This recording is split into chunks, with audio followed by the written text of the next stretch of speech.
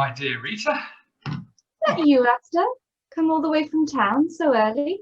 Yes, I felt I must come out today and see how Little Eyolf was getting on, and you too. So I took the steamer and here I am. And I dare say you met one or other of your friends on board, quite by chance, of course. No, I did not meet a soul I knew. Has Alfred come home? Yes, only think. He came quite unexpectedly by the late train last night. Oh, then that was what my feeling meant. It was that drew me out here. And he hadn't written a line to let you know. Not a single word. And is he quite well, not in low spirits? He looked quite transfigured as he stood in the doorway. And was he not the least bit tired either? He seemed to be tired enough. Very tired, in fact.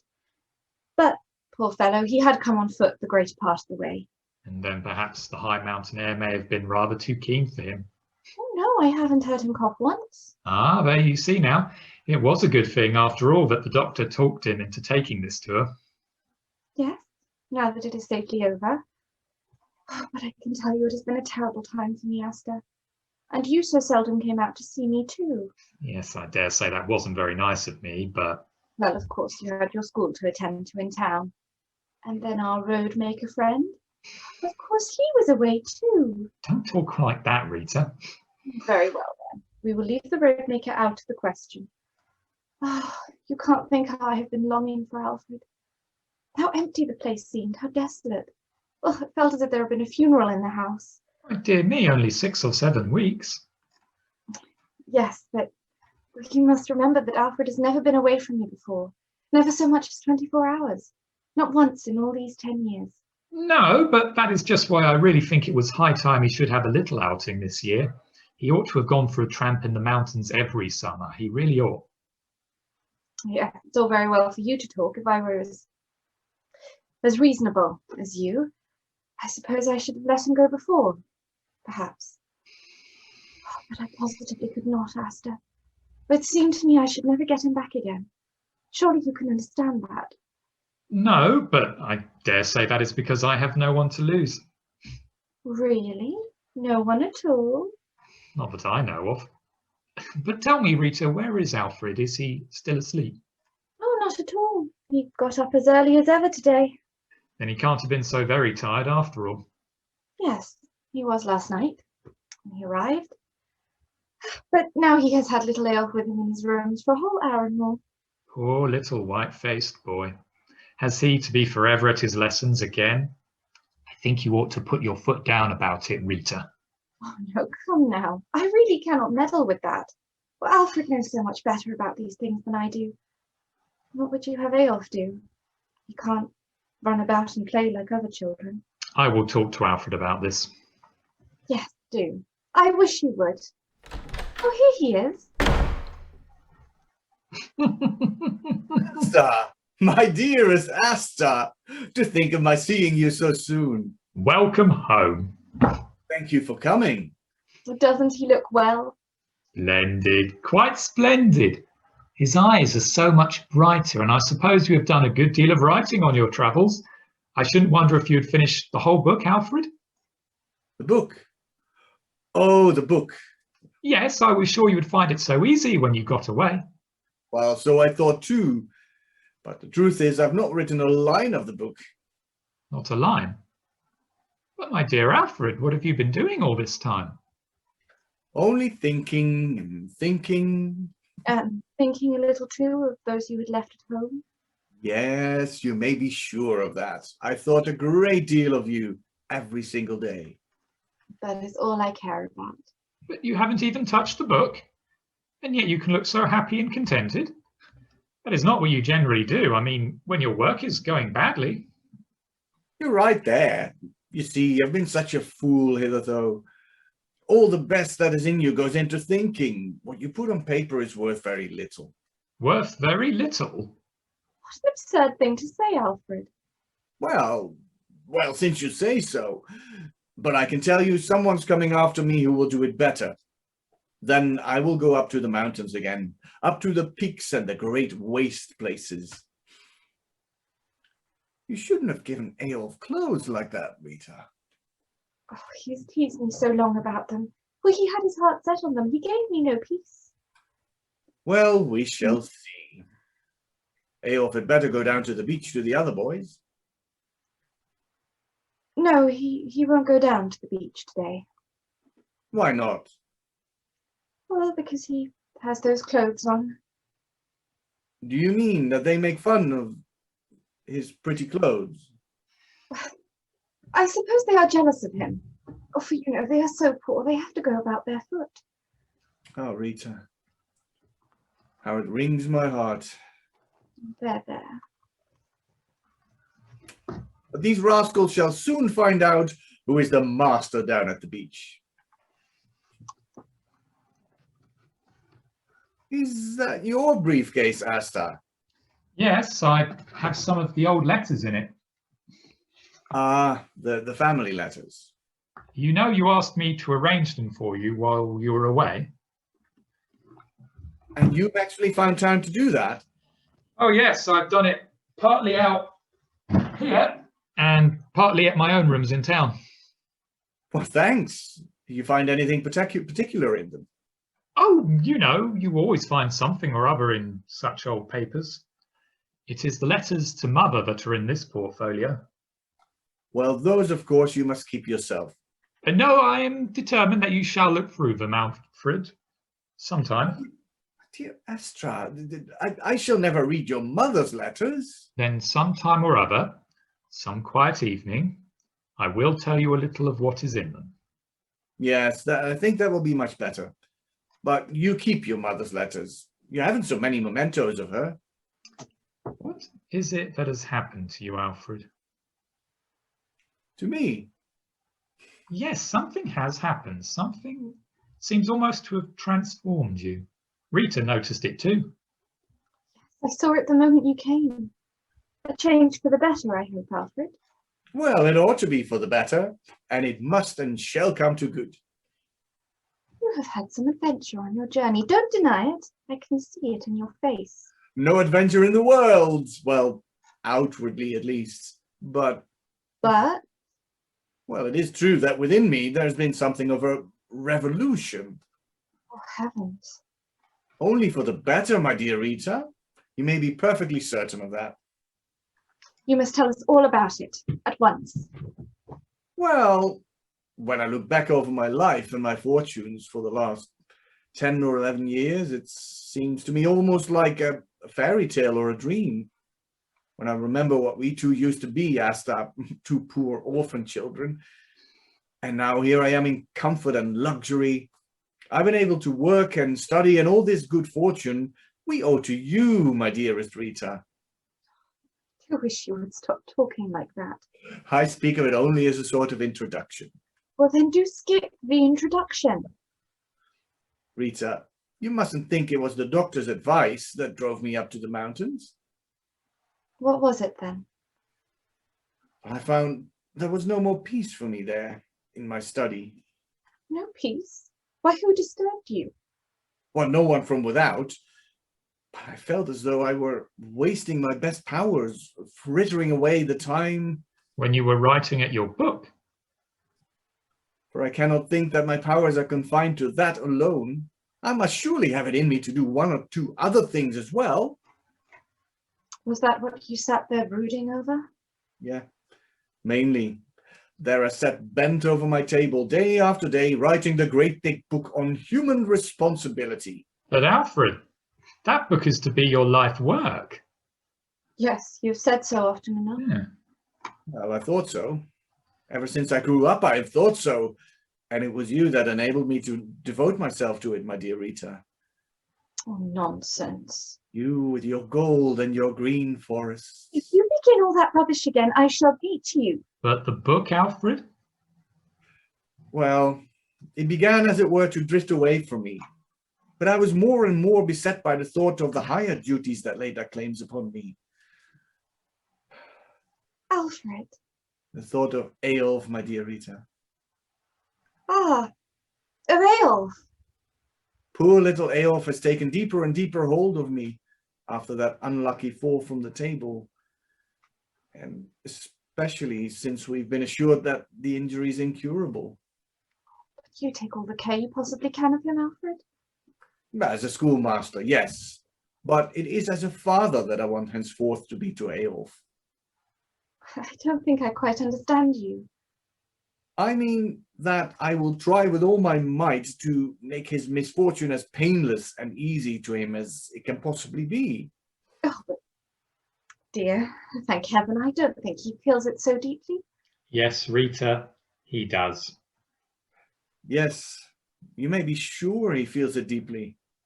But Alfred, what more can you do for him? I will help him to bring his desires into harmony with what lies attainable before him. Eyolf shall carry on my life work, if he wants to, or he shall choose one that is altogether his own. At all events, I shall let mine rest as it is. But Alfred, dear, can you not work both for yourself and for Eyolf? No, I cannot. It is impossible. I cannot divide myself in this matter, and therefore I efface myself. Eyolf shall be the complete man of our race, and it shall be my new life work to make him the complete man. This must have cost you a terribly hard struggle, Alfred. Well, yes, it has.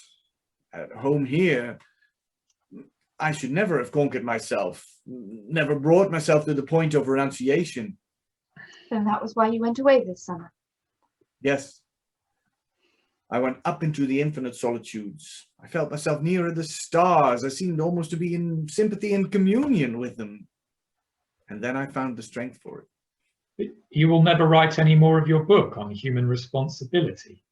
No, never, Asta. I tell you, I cannot split up my life between two vocations, but I will act out my human responsibility in my own life. Do you think you can live up to such high resolves at home here? Well, with you to help me, I can, and with you too, Asta. Oh, with both of us. So after all, you can divide yourself. My dearest Rita. Mr. Borgheim! Asta, would you not like to take a little walk? No, thank you. Not now, not today. Asta, you really must go with him. But my dear Rita. Very well. Suppose we take a stroll in the garden then. While you're there, can you see what Eyolf is doing? Rita, do you think there's anything between those two? I don't know what to say. I used to think there was, but Asta has grown so strange of late. Has he? Well, I've been away. And you think he doesn't care very much about him now? Not seriously. Would it displease you if he did? Well, it wouldn't exactly displease me, but it would certainly be a disquieting thought. Disquieting? Well, yes, you must remember that I'm responsible for Asta, for his life's happiness. Oh, come. Responsible. As surely Asta is capable of choosing for himself. Yes, we must hope so, Rita. For my part, I don't think at all ill of Mr. Borgheim. No, dear, nor do I. But all the same. And I should be very glad indeed if he and Asta were to make a match of it. Oh? Why should you be? Why, for then he would have to go far, far away with him, and he could never come out here to us as he does now. What? Can you really wish Asta to go away? Yes, Alfred, for then at last I should have you to myself. And yet not even then, not wholly to myself.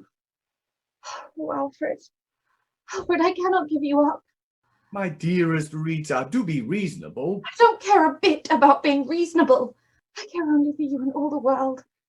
Oh, if you knew how I have hated you. Hated me? Yes, when you shut yourself up in your room and brooded over your work till long, long into the night. Oh, how I hated your work. But now I've done with that. Oh, yes. Now you have given yourself up to something worse.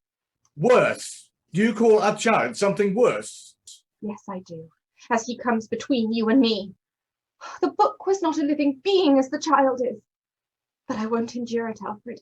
I will not endure it. I tell you so plainly. I'm often almost afraid of you, Rita. I am often afraid of myself. For that very reason, you must not awake the evil in me. Why, good heavens, do I do that? Yes, you do. When you tear to shreds the holiest bonds between us. Think of what you're saying, Rita. It is your own child that you're speaking of. The child is only half mine. But you shall be mine alone. You shall be wholly mine. That I have a right to demand of you. My dear Rita, it is of no use demanding anything. Everything must be freely given. And that you cannot do henceforth. No, I cannot. I must divide myself between Eyolf and you. But if Eyolf had never been born, what then? Oh, well, that would be another matter. Then I should only have you to care for. Then I wish he had never been born. Rita, you don't know what you're saying. It was in pain unspeakable that I brought him into the world, but there it must end. I will live my life together with you, wholly with you. I cannot go on being only Eyolf's mother and nothing more. I will not, I tell you, I cannot. I will be all to you, Alfred. But that is just what you are, Rita. Through our child. No, Alfred, I am not to be put off like that. I was fitted to become the child's mother, but not to be a mother to him. And yet you used to be so fond of Eyolf. I was so sorry for him, because you troubled yourself so little about him. You kept him reading and grinding at books. You scarcely even saw him. No, I was blind. The time had not yet come for me. But now I suppose it has come. Yes, at last. Now I see that the highest task I can have in the world is to be a true father to Eyolf. And what will you be to me? I will always go on caring for you, with calm, deep tenderness. I don't care a bit for your calm, deep tenderness. I want you utterly and entirely, just as I had you in the first rich, beautiful days. Never, never will I consent to be put off with scraps and leavings, Alfred. I should have thought there was happiness in plenty for all three of us, Rita. Then you are easy to please. Now, listen to me. Yesterday evening, I dressed myself in white. I let down my hair so that it flowed over my neck and shoulders.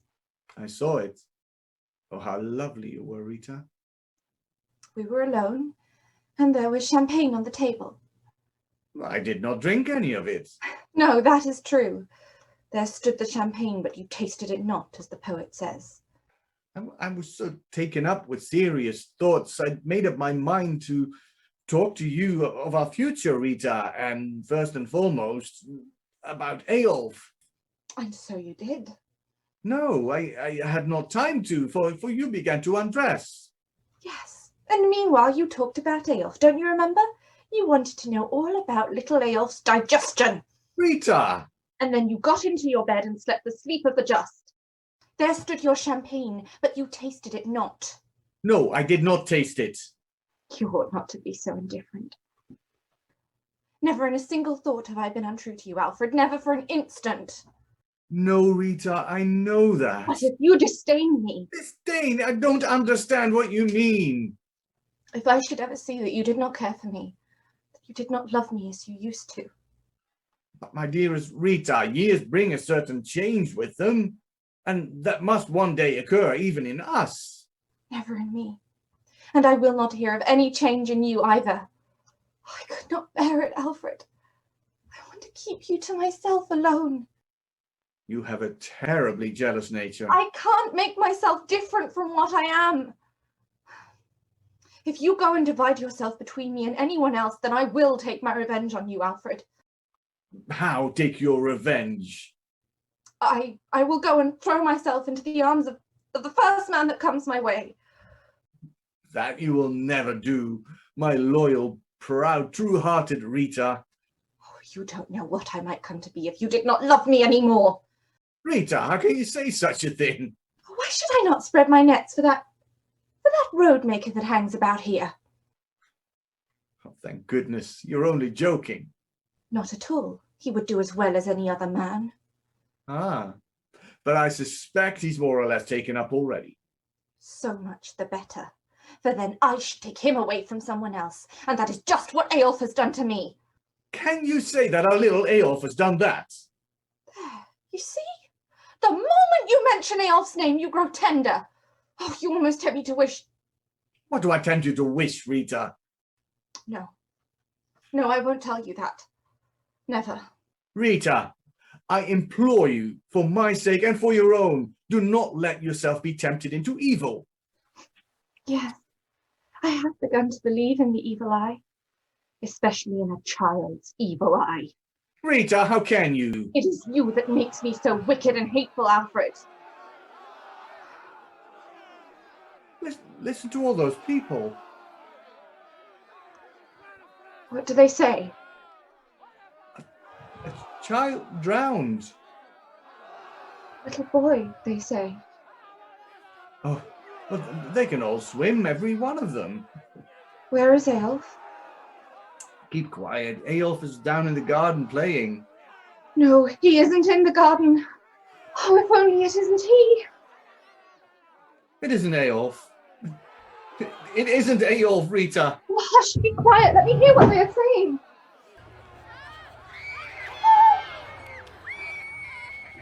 What do they say? So the crutch is floating. No. No. No. Eyolf.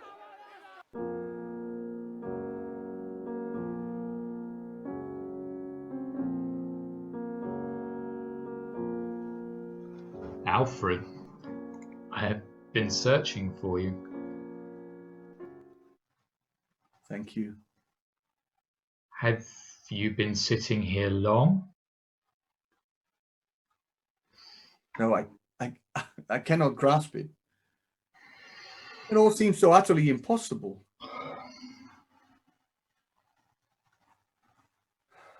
Is it really true then, Asta? Or am I only dreaming? Just think, if I were to waken now. Oh, if only I could waken you. How pitiless the fjord looks today. Lying so heavy and drowsy and reflecting the rain clouds in the depths.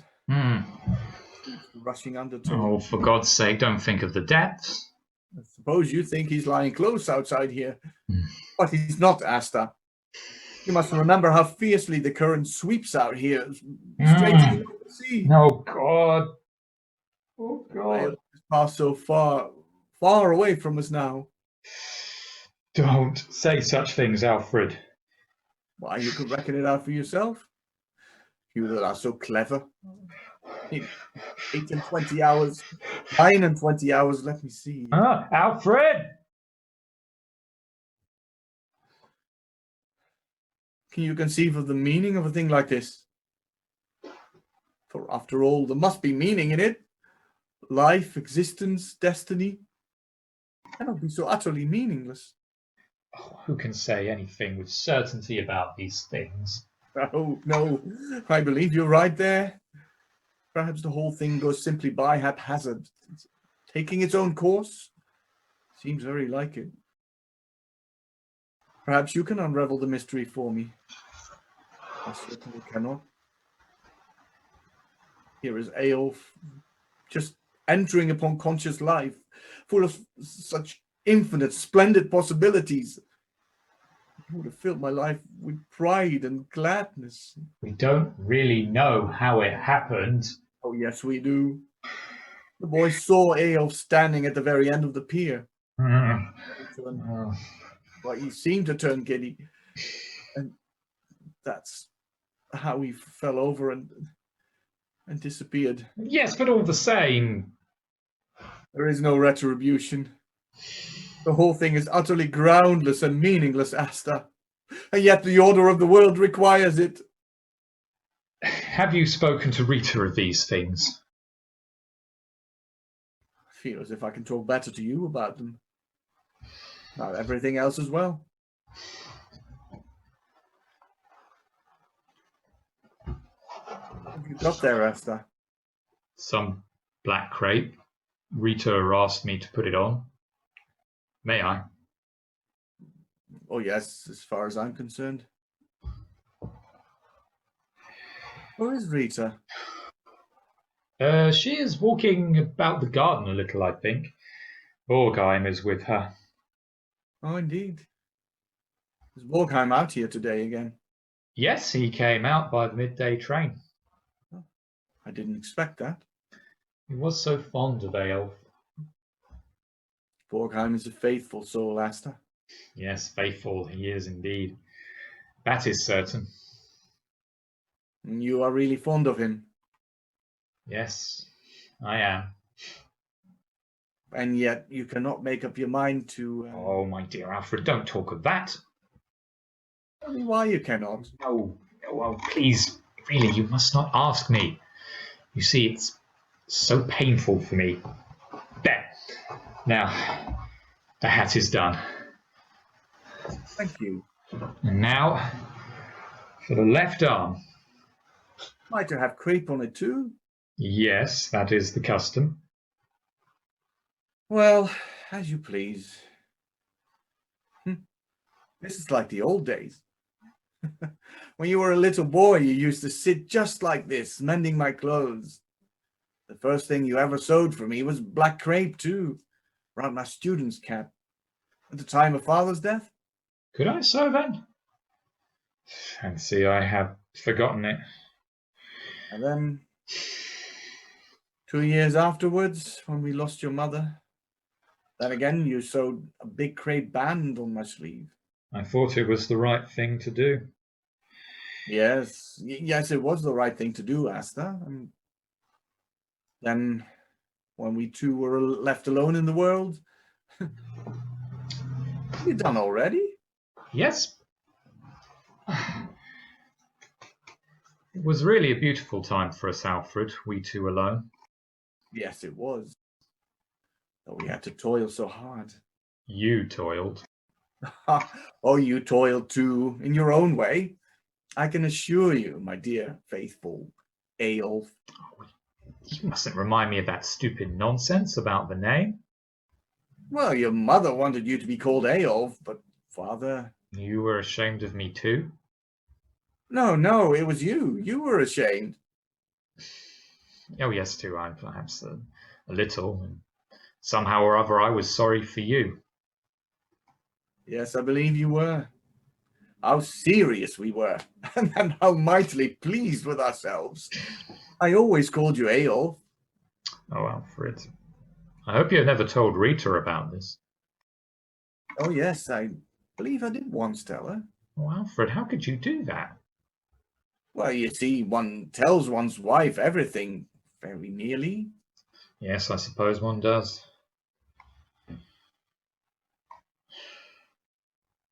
How can I sit here and... What's the matter? He had almost passed away from me. He had passed quite away. Eyolf? Here I sat living these recollections, and he had no part in them. Yes, Alfred, little Eyolf was behind it all. No, he was not. He slipped out of my thoughts. I didn't see him for a moment as I sat here talking to you.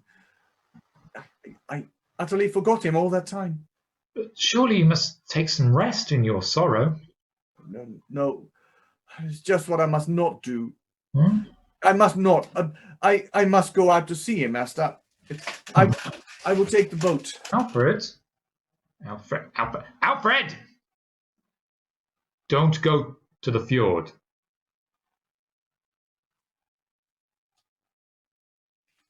Don't go to the fjord. No. I will not. You must rest from your thoughts, Alfred. Now, we can talk a little again. It was good to deaden the sorrow and heartache for a moment. You must do so, Alfred. Don't you think it's terribly weak and unfeeling of me to be able to do so? No, I'm sure it is impossible to keep circling forever round one fixed thought. Yes. Before you came to me, here I sat, torturing myself unspeakably with this crushing, gnawing sorrow, and would you believe it, Asta? In the midst of all the agony, I find myself speculating what we should have for dinner today. Well, well, if only it rests you to... Yes, just fancy. Seemed as if it did give me some rest. How good it is, Asta, that I have you here with me. I'm so glad of that. Glad even in my sorrow. You ought most of all to be glad you have Rita. Yes, of course I should. But Rita is no kin to me. It isn't like having a brother. Do you say that, Alfred? Yes, our family is a thing apart. We've always had vowels for our initials, and we all have the same color of eyes. You think I have? No. You take entirely after your mother. You're not in the least like the rest of us. Not even like father. But all the same, I believe that living together has, well, as it were, stamped us in each other's image. Mentally, I mean. You must never say that, Alfred. It is only I that have taken my stamp from you, and it is to you that I owe everything, every good thing in the world. You owe me nothing, Asta. On the contrary. I owe you everything. You must never doubt that. No sacrifice has been too great for you. Ah, nonsense. Don't talk of such a thing. I've only loved you. It always seemed to me that I had so much injustice to make up to you for. Injustice? Well, not precisely on my own account, but on father's. Father, what do you mean by that, Alfred? Father was never really kind to you. Oh, don't say that. Oh, yes, it's true. He didn't love you. Not as he ought to have. No, perhaps not as he loved you. That was only natural. It was often hard to your mother, too. Mother was so much younger than he, remember? Do you think they were not quite suited to each other? Perhaps not. Yes, but still. Father, who in other ways was so gentle and warm-hearted and so kindly towards everyone. Mother, too, was not always as she ought to have been. Towards father, do you mean? Yes. I never noticed that. Oh, my dear Alfred, let them rest, those who are gone. It is they that won't let us rest, Asta. Time will make it all seem easier, Alfred. How am I going to get over these terrible first days? That's what I cannot imagine. Go up to Rita. Oh, please do. No, I cannot. I tell you, let me remain here with you. Well, I will not leave you alone. Thank you for that. Where is my little Eyolf now? Can you tell me that, my big wise Eyolf? No one in the world can tell me that. I only know that he's gone from me. Rita, why do you come here? Only to look for you. What are you doing? Nothing. Asta came to me. Yes, but before Asta came, you have been away from me all morning. I've been sitting here. I like best to be alone now. And to stay in one place. I've nothing in the world to move for. And I cannot bear to be anywhere long. Don't you think you should come back with us? No. Let me stay where I am. Then I will stay with you, Alfred. Very well. Do so then. You remain too, Asta. I will go.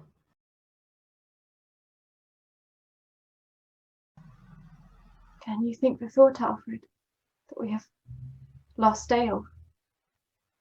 We must accustom ourselves to think it. I cannot.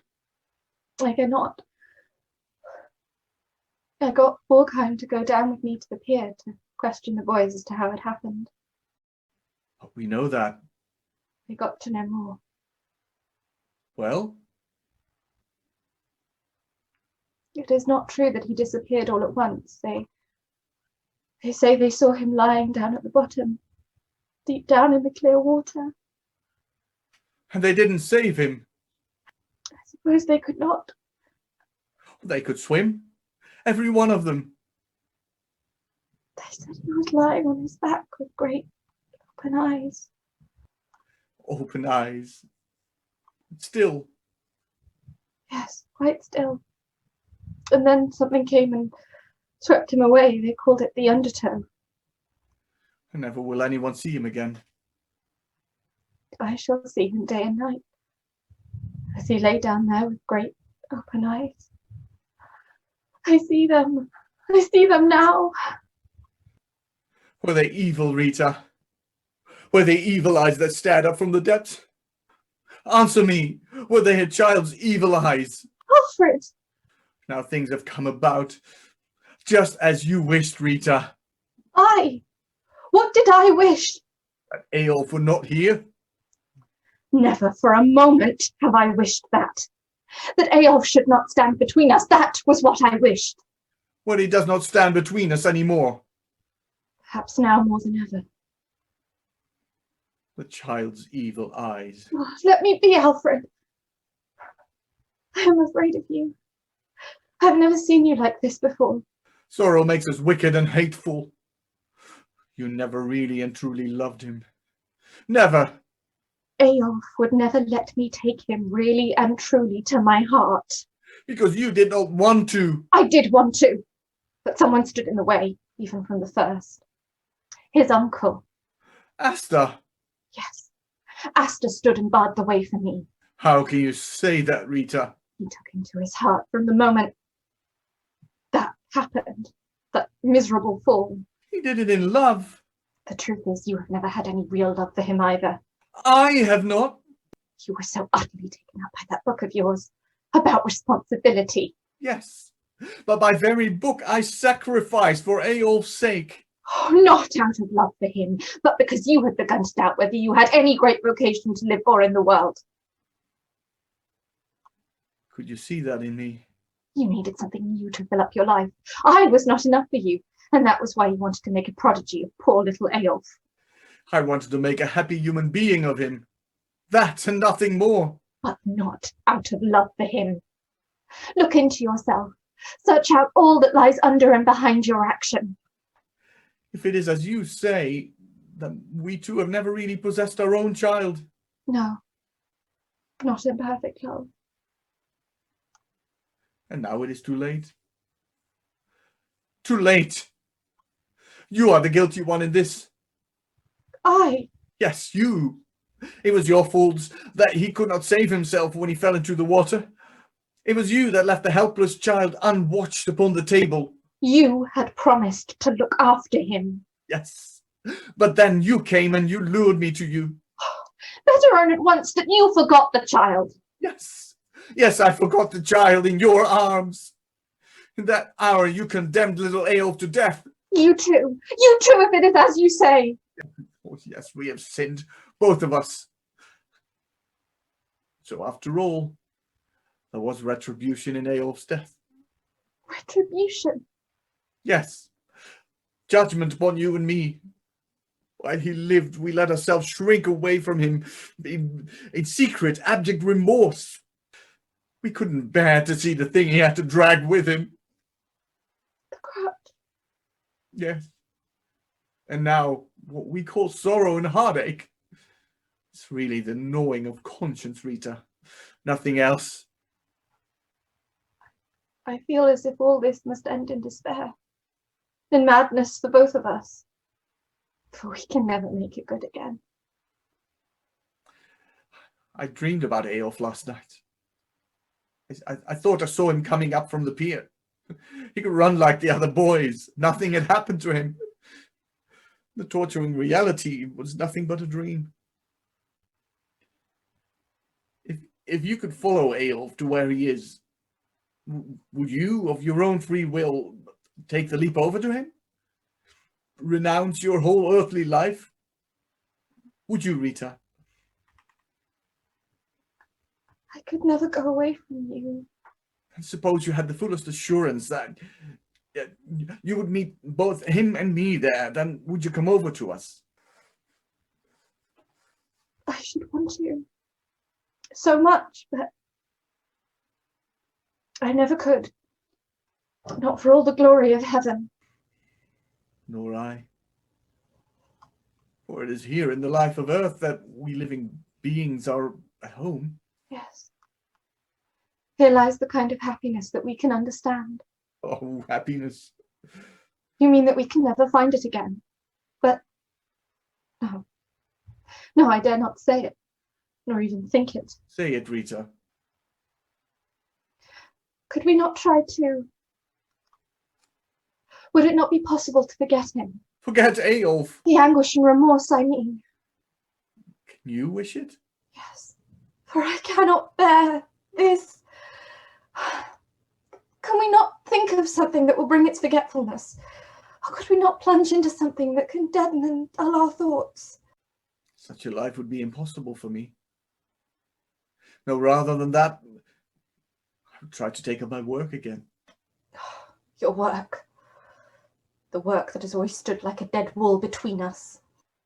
There must always be a dead wall between us from this time forth. Who knows, but that a child's great open eyes, watching us day and night, our love has been like a consuming fire. Now it must be quenched. It is quenched in one of us. And you dare say that to me? It is dead, Rita. But what in what I now feel for you, in our common guilt and need of atonement, I seem to foresee a sort of resurrection. I don't care a bit about any resurrection. I am a warm-blooded being, and now to be imprisoned for life in anguish and remorse with one who is no longer mine. It must have ended so sometime, Rita. Must have ended so. The love that rushed forth so eagerly in the beginning. My love did not rush forth to you in the beginning. How was it then that I won you? Wait, I can guess what it was. It was my gold and my green forests, as you call it. Was it not so, Alfred?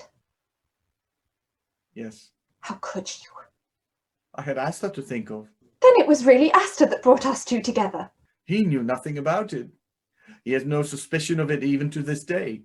Was Asta nevertheless? Or no? It was Little Eyolf. You used to call him Eyolf, did you not? I remember your telling me so, once, in a moment of confidence. Do you remember that entrancingly beautiful hour, Alfred? I will not remember. It was in that hour when your other Little Eyolf was crippled for life. Retribution. Yes, retribution.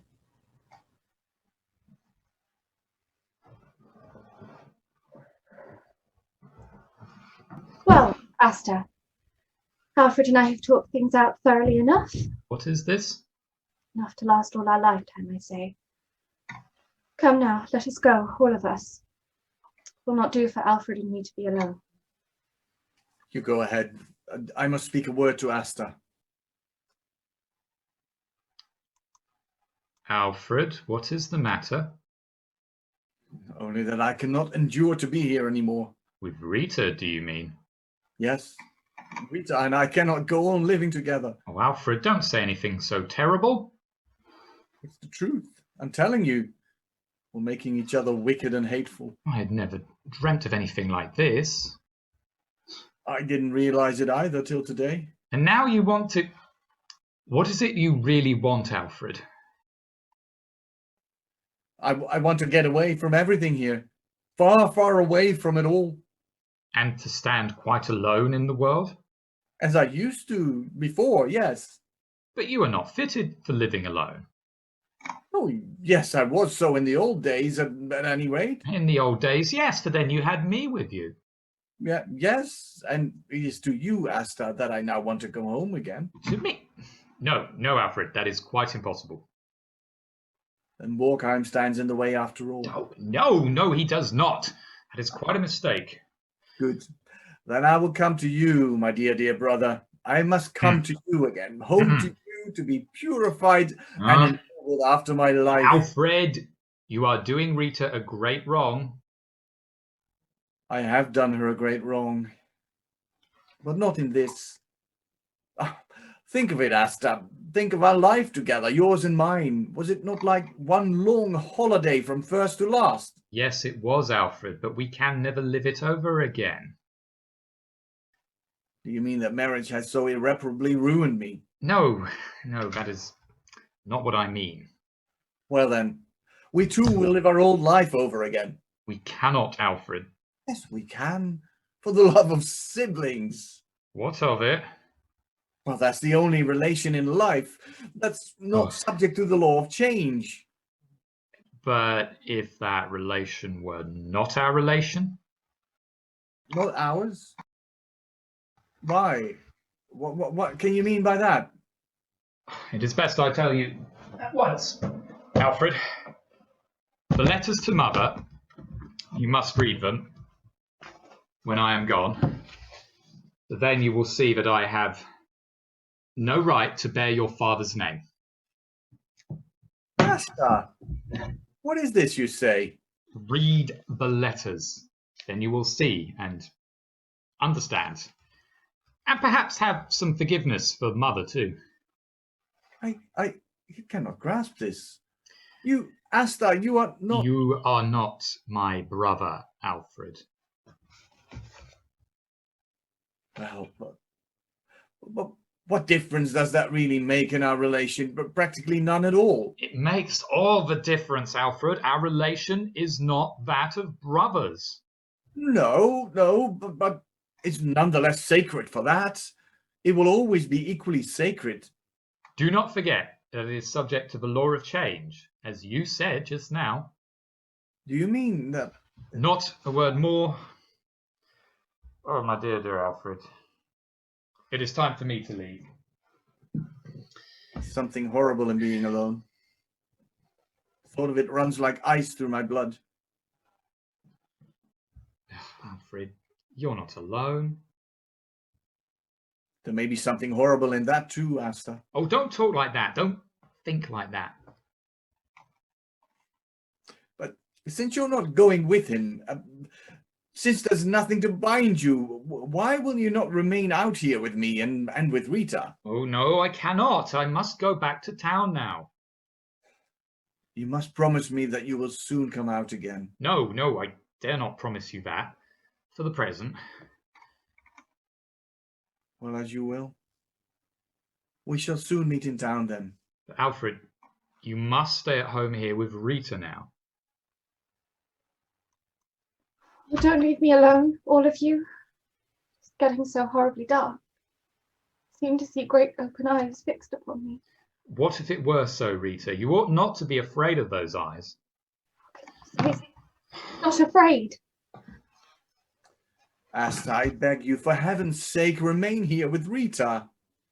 Yes, and with Alfred too. Do, Asta. Oh, I want to so much. Well, then do it. But Alfred and I cannot go alone through the sorrow and heartache. Say rather through the ranklings of remorse. Oh, whatever you like to call it. We cannot bear it alone, we two. Oh, Asta, I beg and implore you, stay here and help us. Take Eyolf's place for us. Eyolf's? Yes, would you not have it so, Alfred? You used to call him your little Eyolf. Henceforth you shall be our Eyolf, Asta. Eyolf as you were before. Remain and share our life with us, Asta. With Rita, with me, with your brother. No, I cannot. I must go. Thanks for everything, Rita. Alfred, goodbye. 1,000 times. Goodbye. What is this, Asta? It seemed as though you were taking flight. Yes, Alfred, I am taking flight. Flight? From me? From you and from myself. There comes the steamer. Look, Rita. I dare not look. You dare not? No, for it has a red eye, and a green one too. great glowing eyes. Those are only the lights, you know. Henceforth they are eyes for me. They stare out of the darkness and into it. Now she's putting into the pier as usual. But it was there that Eyolf... How can they moor her there? Life is pitiless, Rita. Men are heartless. They take no thought, whether for the living or for the dead. There you're right.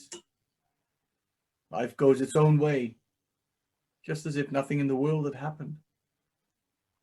And nothing has happened either. Not to others. Only to us two.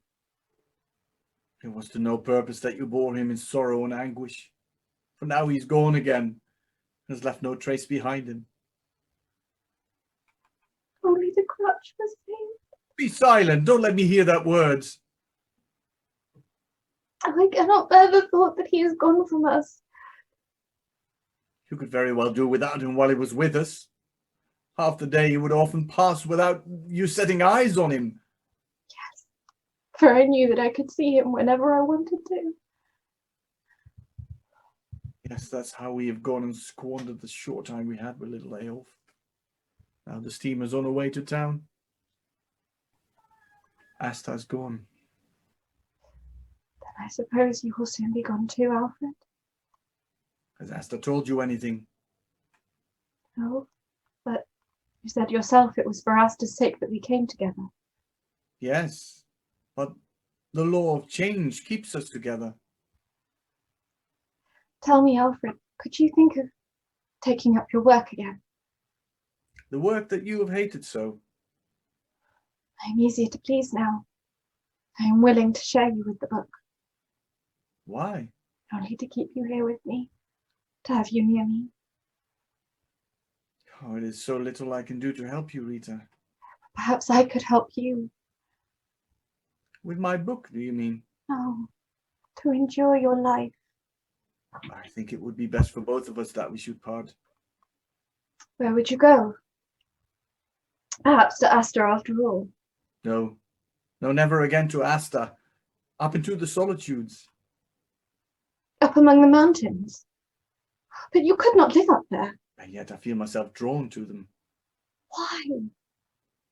When I was alone up there, in the heart of the great mountains, I came to a wide, dreary mountain lake that I had to cross. But there was neither a boat nor anyone there, so I went without any guidance into a side valley. I mistook the direction, and all day I went on, and all the next night. And at last I thought I should never see the face of man again. It was so strange. Both you and Eyolf seemed to have drifted far, far away from me. And Asta too. I revel in the peace and luxury of death. Here were death and I like two good fellow travelers. It all seemed so natural, so simple, I thought. Don't say such things, Alfred. You see, you came safely out of it after all. Yes. All of a sudden I found myself where I wanted to be, on the other side of the lake. That night sealed my resolution, and it was then that I turned about and came straight homewards to Eyolf. Too late. Yes. Sooner or later you will go away from me, Alfred. You will leave me, for you think it's only here with me that you have nothing to live for. What is that? Only fighting as usual. Down on the beach? Yes. The whole village down there ought to be swept away. Now the men have come home, drunk as they always are. They're beating the children. Do you hear the boys crying? The women are shrieking for help for them. Should we not get someone to go down and help them? Help them who did not help Eyolf. Let them go as they let Eyolf go. You are forcing yourself into this harshness, Alfred. I have a right to be harsh now. It's my duty to Eyolf. He mustn't lie unavenged. As soon as you are gone from me, I will go down to the beach, and I will bring all the poor neglected children home with me, and I will take them to my heart. You? Yes. From the day you leave me, they shall all be here, as if they were mine, in our little Eyolf's place. But this is sheer madness in you. I do not know a creature in the world that is less fitted than you for anything of that sort. Then I shall have to educate myself. If you are really in earnest about this, then there must indeed be a change in you. Yes, there is, Alfred. You have made an empty place within me, and I must try to fill it up with something that is a little like love. Truth is, we've not done much for the poor people down there. We have done nothing for them. It was perhaps natural enough, after all, that they should not risk their lives to save little Eyolf. What do you really think you can do with all those neglected children? I suppose I must try if I cannot lighten and ennoble their lot in life. If you can do that, then Eyolf was not born in vain. Not taken from us in vain either. Be quite clear about one thing, Rita. It's not love that's driving you to do this. No, at any rate, not yet. Well, then what is it? You have so often talked to Asta of human responsibility. Of the book that you hated. I hate that book still.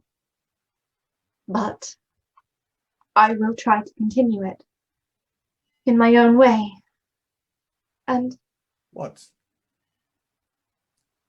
I want to make my peace with the great open eyes, you see. Perhaps I could join you in that? And help you, Rita? Would have to remain here. Let us try if it could not be so. Yes. Let us, Alfred. For you will see that now and then a Sabbath peace will descend upon us. Then perhaps we shall know that the spirits are with us, those whom we've lost. Our little Eyolf. And your big Eyolf too. Where shall we look for them, Alfred? Upwards. Towards the peaks, towards the stars, and towards the great silence. Little Eyolf.